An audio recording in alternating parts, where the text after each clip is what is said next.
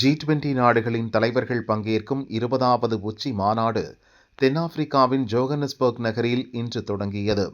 மாநாட்டின் முதல் அமர்வில் பிரதமர் மோடி உரையாற்றும் போது G20யை ஆப்பிரிக்க மண்ணுக்கு கொண்டு வந்ததற்கு அதிபர் ராமபோசாவுக்கும் தென்னாப்பிரிக்காவுக்கும் முதலில் நன்றி தெரிவித்துக் கொள்கிறேன் என கூறினார். ஆப்பிரிக்காவில் முதல் முறையாக இந்த மாநாடு நடைபெறுவது வரலாற்று முக்கியத்துவம் வாய்ந்தது. G20 நாடுகளின் அமைப்புக்கு இந்தியா தலைமை வகித்த போதுதான் ஆப்பிரிக்க யூனியனுக்கு G20யில் நிரந்தர உறுப்பினர் அந்தஸ்து கிடைத்தது. அதை இங்கே பெருமையுடன் நினைவு கூறுகின்றேன் என மோடி குறிப்பிட்டார்.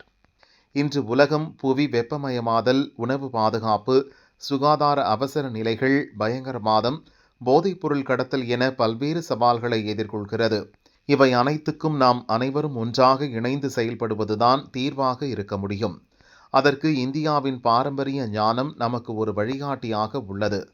நமது நாகரிகம் ஒரு பூமி, ஒரு குடும்பம், ஒரு எதிர்காலம் என சொல்கிறது. இதை அடிப்படையாக கொண்டு சில முன்மொழிவுகளை உங்கள் முன் வைக்கிறேன்.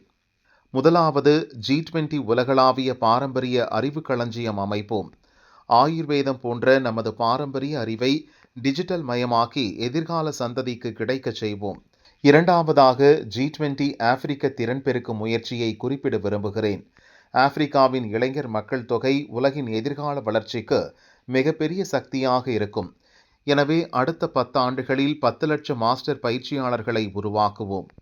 மூன்றாவதாக, இயற்கை பேரிடர்கள் அல்லது சுகாதார அவசர நிலையின் போது G20 நாடுகளின் மருத்துவ நிபுணர்கள் உடனடியாக பாதிக்கப்பட்ட நாடுகளுக்கு சென்று உதவும் வகையில் G20 உலகளாவிய சுகாதார குழுவை ஏற்படுத்துவோம்.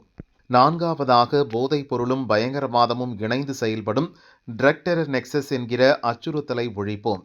இந்த முயற்சிக்கு போதைப் பொருள் வரும் வழிகளை தடுப்பதும், பயங்கரவாத அமைப்புகளின் முக்கிய நிதி ஆதாரத்தை பலவீனப்படுத்துவதும், சட்டவிரோதமான நிதியை சீர்குலைப்பதும் அவசியம் என்று பிரதமர் மோடி கூறினார்.